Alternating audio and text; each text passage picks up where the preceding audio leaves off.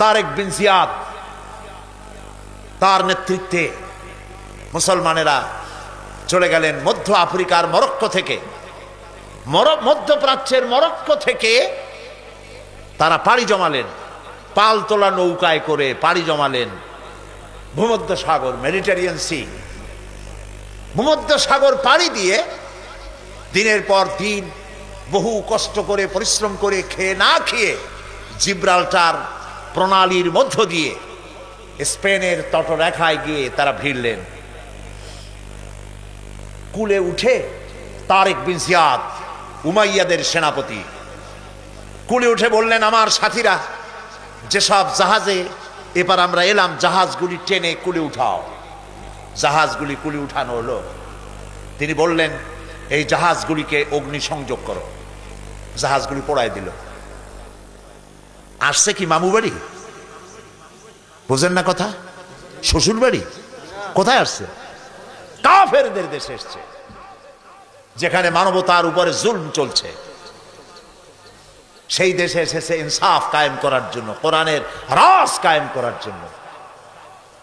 পোড়ায় দেওয়া সমস্ত জাহাজগুলি পুড়িয়ে দেওয়া হলো। এরপরে তিনি এক ঐতিহাসিক ভাষণ দিলেন, যা আরবি সাহিত্যে স্বর্ণাক্ষরে লেখা থাকবে কিয়ামত পর্যন্ত। তিনি বললেন, আইয়ুহাল ইখওয়ান, আল বাহরু মিন ওয়ারাইকুম ওয়াল আদুবু আমামাকুম ফাইনাল মাফার। হে আমার সাথীরা, পিছনে তোমাদের ক্ষুধার্ত সমুদ্র আর সামনে রণারিকের দুর্ধর্ষ বাহিনী। কি করবা? জাহাজগুলো পুড়িয়ে দিয়েছি। সমুদ্রের মধ্যে কুমির হাঙ্গরের খোরাক হবে, না রণারিক বাহিনীর হাতে শেষ হয়ে যাবে? কোনটা করবে? বাড়ি ফেরবার কোনো রাস্তা নাই।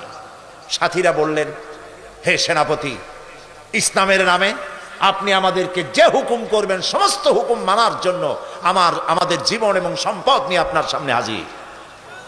সুবহানাল্লাহ, সুবহানাল্লাহ। ইসলাম কি বানাইছিল? তারেক বিন জিয়াদ লড়াই করলেন এবং অল্প দিনের ভিতরে এই লড়াইয়ে গোটা স্পেন দখল করে ফেললো মুসলমানেরা। আলহামদুলিল্লাহ। গোটা স্পেনে কারা এখন? মুসলমান। এসে কি করলো? মুসলমানেরা যে যুদ্ধ করে, এই যুদ্ধের নাম হচ্ছে জিহাদ। এটা ওয়ার নয়, এটা কিতাল নয়, এটা যুদ্ধ নয়, এটার নাম জিহাদ। মুসলমানেরা যে জিহাদ করে এজন্য নয় যে পরের দেশ দখল করে নিজের প্রভুত্ব কায়েম করা, এটা নয়, বরং জিহাদের মাধ্যমে দেশ দখল করে আল্লাহর খেলাফত কায়েম করা। পুরা স্পেন দখল করল। এবছর স্পেনে আমার দাওয়াত ছিল। মুসলমানদের পরাজয়ের পর মুসলমানেরা প্রায় 800 বছর রাজত্ব করেছে। 711 খ্রিস্টাব্দে এখানে তারেক বিন জিয়াদ ঢুকলেন স্পেনে, আর 1498 খ্রিস্টাব্দ পর্যন্ত রাজত্ব করেছে মুসলমানেরা, টানা 800 বছর। যেদিন পরাজয় হলো, তারপরে তাদের মসজিদগুলি বন্ধ করে দেওয়া হলো। 500 বছরের ভিতরে স্পেনে মসজিদে আজান হয় নাই। গত অগস্ট মাসের 4 তারিখে আমার সেই মসজিদে প্রোগ্রাম ছিল, যেই মসজিদে 500 বছর পর আজান হয়েছে। ইতিহাস আমার নিজের চোখে দেখে এসেছি। তারেক বিন জিয়াদ স্পেন দখল করলেন, দখল করে নিজেদের বাড়িঘর বানাইলেন না, স্পেন দখল করেছেন। ইসলামের পতাকা উড্ডীন হয়েছে, সুয়ারেজ করেছেন, পার্ক করেছেন, বিনোদন কেন্দ্র করেছেন, স্কুল করেছেন, বিশ্ববিদ্যালয় করেছেন, জ্ঞানের ভান্ডার এর দ্বার উন্মোচন করেছেন।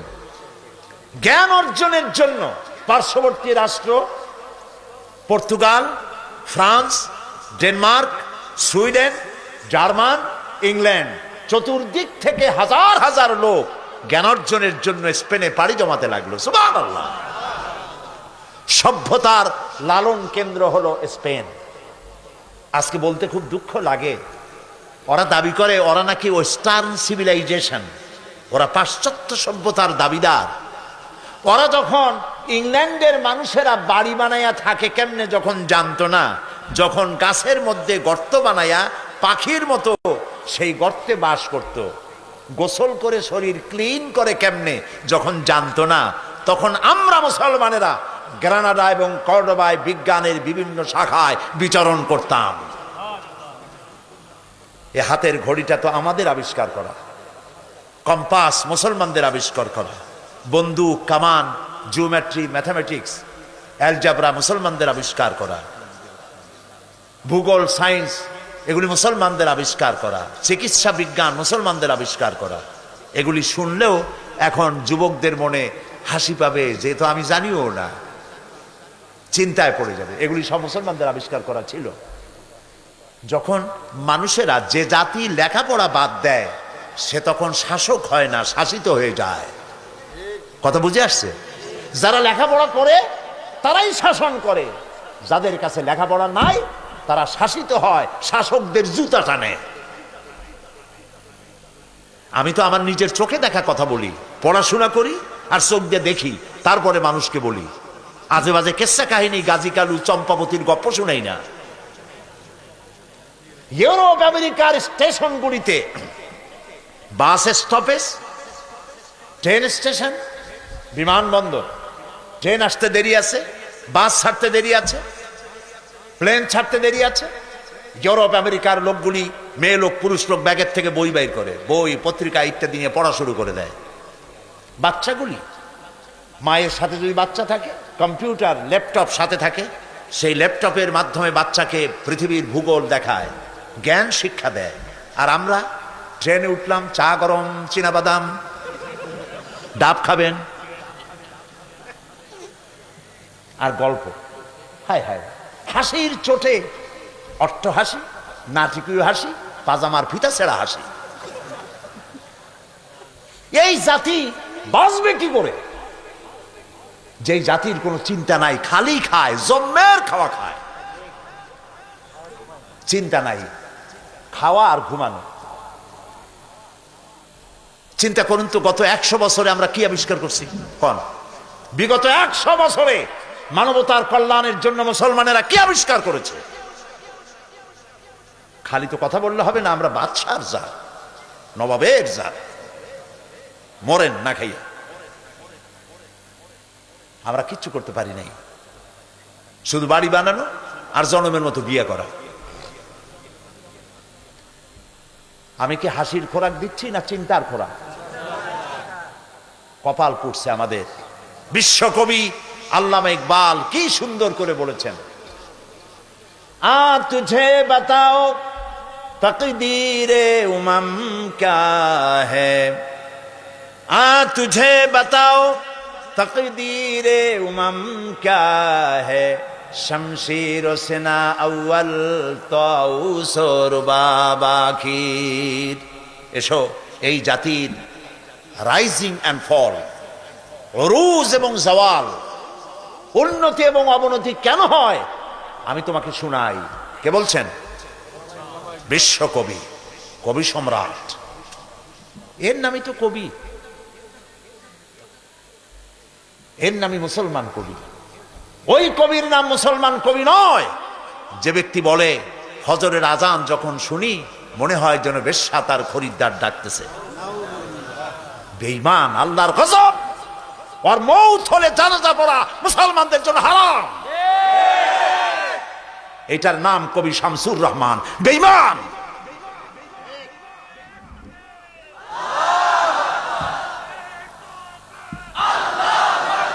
মুসলমান নামের কলঙ্ক।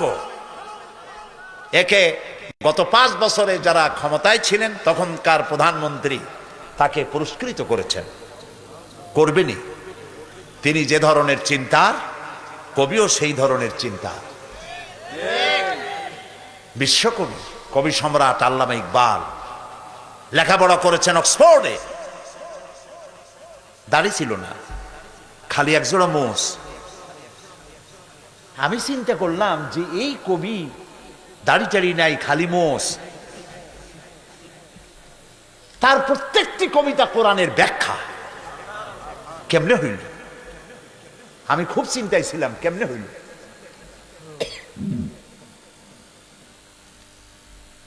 পরে ইকবালের সমস্ত লেখা আমার কাছে আছে, আলহামদুলিল্লাহ, তার লেখাগুলি সব আছে। পড়তে পড়তে এক জায়গায় পেয়ে গেলাম জবাব, खीरा न कर सिकम, खीरा न कर सिकम, मगरिब की दो अदानिश, आँख सुरमा था आँख का मेरा खाके मदीना,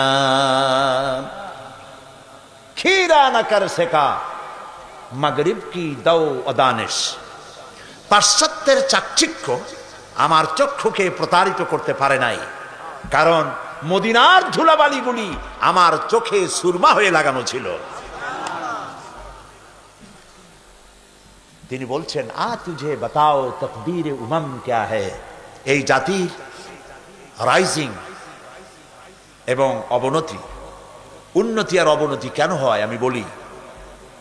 এই জাতির হাতে যতদিন ছিল কোরআন আর শামশির, ততদিন পর্যন্ত পৃথিবী এই জাতির পায়ে চুমা খাইছে। আর যেদিন কোরআন আর শামশিরের পরিবর্তে মুসলিম জাতির হাতে এসেছে তবলা, বেহালা, তানপুরা, হারমোনিয়াম, সারিন্দা, নারিন্দা, সারে গামা, পাদানিসা, বাবা খালু, মামা নানা, কপাল তখন থেকে পড়া শুরু হইল, ঠিক না? হায়রে মুসলমান, কি নাচ! মেয়ে লোকের মতো চুল, এত বড় বড় পুরুষ, এত বড় বড় চুল, একবার এদিকে একবার ওইদিকে। এগুলো মানুষে দেখে, ওপেন কনসার্ট। আর এই গানের নাম পাপ গান নাকি, কপাল পোড়া। এগুলো মুসলমান? নাউযুবিল্লাহি মিন যালিক। আল্লাহ রহম করুক জাতির উপরে, বলি আমিন। চলুন আবার ফিরে যাই স্পেনে। সেখানে জ্ঞান বিজ্ঞানের চর্চা হচ্ছে। পৃথিবীর চতুর্দিক থেকে হাজার হাজার মানুষ জ্ঞানার্জনের জন্য আসতেছে। এখানে দর্শন লেখা হচ্ছে, বিজ্ঞান লেখা হচ্ছে, এখানে তাফসীর লেখা হচ্ছে। তাফসীর প্রেমিক আলেমদের কাছে তাফসীরে কুরতুবী এখনো উত্তম পাঠ্য তাফসীর। এই কর্ডোবায় লেখা হয়েছিল, আল্লামা কুরতুবী এখানেই তৈরি হয়েছিলেন, আল্লামা রুশদ এখানেই তৈরি হয়েছিলেন, শ্রেষ্ঠ দার্শনিক। রিসার্চ হলো, বিরাট বিরাট লাইব্রেরি তৈরি হলো, হাজারো লাখো বইপত্র দিয়ে ভরে গেল। সুবহানাল্লাহ। তারেক বিন জিয়াদ মসজিদ তৈরি করলেন কর্ডোবায়, এটার নাম হলো কর্তুবা, আরবি নাম আন্দালুসিয়া, এলাকার নাম আন্দালুসিয়া। এখনো সাইনবোর্ড লেখা আছে, আমরা যখন যাচ্ছিলাম রাস্তার দুই ধারে দেখছি আন্দালুসিয়া। আমি যখন মাদ্রিদে চলে গেলাম, মাদ্রিদে প্রোগ্রাম ছিল আমার, 3 দিন থাকবো স্পেনে। আমি আমার হোস্ট যারা দাওয়াত করেছে তাদের বললাম যে যত প্রোগ্রামই তোমরা করো, আমাকে কর্ডোবা এবং গ্রানাডা নিতেই হবে, কারণ এগুলির ওয়াজ করছি, চোখে দেখিনি, আমাকে নিয়ে যাইবা। তারা বললো এর দূর যাবেন কেমনে? আমি বললাম যেমনে হয় যাবো ইনশাআল্লাহ। ওরা গাড়ি টাড়ি রেডি করলো, ফজরের নামাজ পড়ে রওনা করলাম। বাড়ির ধারে না, বনপাড়া আর রাজশাহী না, মাদ্রিদ থেকে 670 কিলোমিটার হলো কর্ডোবা। কর্ডোবা থেকে 280 কিলোমিটার হচ্ছে গ্রানাডা, গ্রানাডা থেকে 475 কিলোমিটার হচ্ছে মাদ্রিদ। আমি আল্লাহর উপরে ভরসা করে গাড়িতে উঠলাম সাথী সঙ্গী নিয়ে। তারপরে চলে গেলাম কর্ডোবায়। পথে পথে দেখলাম বিরাট বিরাট সাইনবোর্ড লাগানো, আল আন্দালুসিয়া। জাইতুন দিয়ে গোটা দেশকে আল্লাহ ভরে ফেলেছেন, জাইতুন, অলিভ। বিশাল দেশ, উর্বর দেশ। দেশটা হচ্ছে উঁচা নিচু অসমতল দেশ, পাহাড় দিয়ে ভরা। পৃথিবীর শ্রেষ্ঠ ফল ফলারি আল্লাহ এখানে বানাইছেন। সুবহানাল্লাহ। কপাল পোড়া আমরা রাখতে পারলাম না। অলিভ, জাইতুন, এটা আল্লাহ কসম করেছেন কোরআন শরীফে, অতীন ও জাইতুন, এটার উপরে কসম করেছেন। স্ট্যাটিস্টিক্সে দেখা গেছে পৃথিবীতে যে সব থেকে মানুষ বেশি বাঁচে স্পেনের মানুষ। এর কারণ হচ্ছে তারা অলিভ খায়, অলিভ গায়ে মাখে, দীর্ঘ বয়স পায় এবং স্বাস্থ্য ভালো, রোগ কম। এখন আমি এই রাস্তা পাড়ি দিয়ে যখন কর্ডোবায় চলে গেলাম, কর্ডোবায় বিশাল মসজিদ দেখলাম। তারেক বিন জিয়াদ যে মসজিদের ভিত্তি দিয়েছিলেন, কালক্রমে সেই মসজিদ এত বিশাল হলো, 1 লক্ষ লোক নামাজ পড়তে পারে মসজিদে। মিনারা দেখলাম দূর থেকে, মিনারার মসজিদের মিনারের প্রত্যেকটা খোপে এক একটা মূর্তি দাঁড়ায় আছে। মসজিদের ভেতরে ঢুকলাম, মসজিদের ভেতরে মূর্তি দিয়ে ভরা, জুতা পায়ে দিয়ে অর্ধলঙ্গ নারী পুরুষ মসজিদের মধ্যে ঢুকতেছে। বুক ফেটে শুধু কান্নাই আসতে লাগলো। এইখানে আমার সাথীদের একজন নামাজ পড়তে চাইলো, 2 রাকাত নামাজ পড়বে। এক পুলিশ এসে বলল, ভুলে যাও, এটা তোমাদের একদিন মসজিদ ছিল, এটা এখন মসজিদ না, এটা গির্জা, সেজদা দিতে দেব না।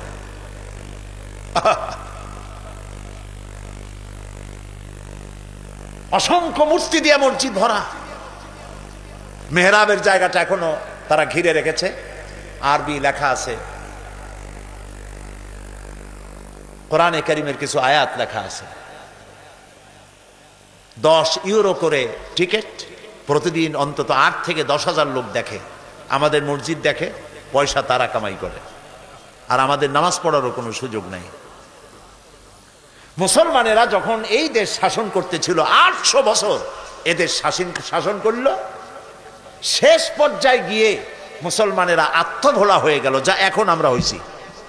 এই অবস্থা হলো, কোরআন থেকে ডিটাচ হয়ে গেল, গান বাজনা, সন্দেহ। আমি আতাউর রহমান সাহেবকে বিশ্বাস করি না, উনি আমাকে বিশ্বাস করেন না, আমি ওনাকে সন্দেহ করি, উনিও আমাকে সন্দেহ করেন। নেতাদের অবস্থা এই হয়ে গেল, পারস্পরিক সম্পর্ক বিনষ্ট হয়ে গেল, ঐক্য আর রইল না। ইসলামের মধ্যে মন গড়া অনেক কিছু চালু হয়ে গেল, যা এখন হয়েছে আমাদের দেশে। এই অবস্থা যখন হলো, তখন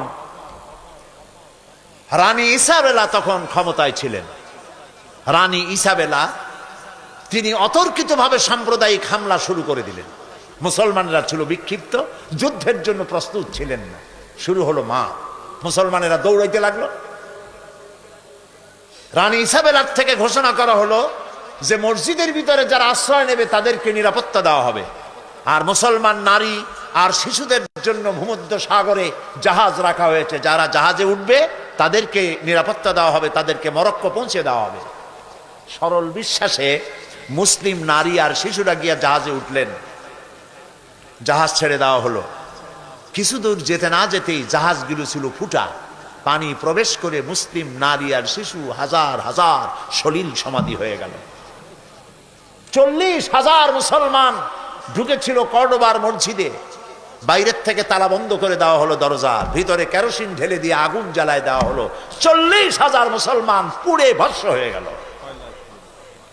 যারা বাইরে ছিল তাদেরকে হত্যা করা হচ্ছিল। পাশেই একটা ছোট্ট নদী, নদীর পাশে গিয়ে দাঁড়ালাম, আমার বুক ফেটে কান্না আসতে লাগলো। সেই নদী যেখানে মুসলমানদেরকে কেটে কেটে ফালানো হচ্ছিল, মুসলমানদের রক্তে দরিয়া লাল হয়ে গেল। পাশেই ছিল মুসলমানদের রক্তে গড়া লাইব্রেরি, লক্ষ লক্ষ কিতাব, কোরআন হাদিস বিজ্ঞান দর্শন দিয়ে সমৃদ্ধ রিচ লাইব্রেরি। সমস্ত বইপত্র এনে তারা ফেলে দিল নদীর মধ্যে, নদীর স্রোত বন্ধ হয়ে গেল। আমেরিকা, ইউরোপ সভ্যতার দাবিদার, এরা সভ্য। হাজার হাজার বছর পর আজ আবার এই আমেরিকানরা আবার যখন ওই ঘটনার শত শত বছর পরে ইরাক দখল করল, ইরাকে ঢুকেই হাজার বছরের আরব সভ্যতার সব নিদর্শন কিতাবপত্র তারা পোড়াইয়া চুরি করিয়া লুট করে শেষ করে ফেলেছে। এরা কোনো সভ্য জাতি নয়।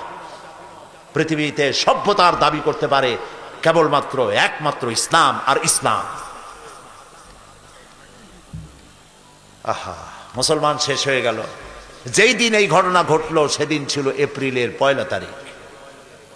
আর আমার দেশের মুসলমানেরা কলেজে বিশ্ববিদ্যালয় এপ্রিল ফুল পালন করে। 1 এপ্রিল করে না? রাজশাহীতে করে না? প্রিয় ভাই সব, এরা বুঝতে পারে না যে কি করতেছে, হয়তো জানে না, অথবা জেনেও ভুল করছে। যেদিন আমার মুসলমান পড়াইলো, এখনো 1 এপ্রিল স্পেনে আমি শুনে এসেছি স্প্যানিশরা তারা 1 এপ্রিল মুসলমানদের মতো লম্বা জামা গায়ে দেয়, মুখে দাড়ি লাগায়, মাথায় টুপি অথবা রুমাল দিয়া ওই যে আরবে যে এগুলো পেঁচায় ওইরকম একটা মাথার উপরে রাখে, সারা রাত মদ খায় আর নাচে। এই দিন মুসলমানদেরকে আমার দেশ থেকে বিদায় করতে সক্ষম হয়েছিলাম। যেদিন তারা মুসলমান বিদায় করলো, পোড়ায় মারলো, আমরা সেই দিনকে অবজার্ভ করি। ইন্না লিল্লাহি ওয়া ইন্না ইলাইহি রাজিউন। জাতির জন্য দুর্ভাগ্য। আমি তাই দৃষ্টান্ত দিতে গিয়ে বলি, বাজার থেকে একটা লোক দৌড়ে আসতেছিল। লোকেরা বলে দৌড়াও কেন? কয় যে মানির মান আল্লাহই রাখে। কয় কেমন কথা? কয় আব্বার সাথে গেছিলাম বাজারে, বাজারের লোকেরা আমার বাপের জুতা দিয়ে এমন পিটাইলো, আল্লাহর রহমতে আমারে কিচ্ছু করতে পারে নাই। মানির মান আল্লাহই রাখে। ওর বাপের জুতা দিয়ে পিটায় আর ওরে কিছু করে নাই, এটা তার গৌরবের বিষয়। আমার মুসলমান মারলো, পোড়াইলো যেদিন, সেই দিন এপ্রিল ফুল পালন করে মুসলমানের সন্তানেরা। নাউজুবিল্লাহ।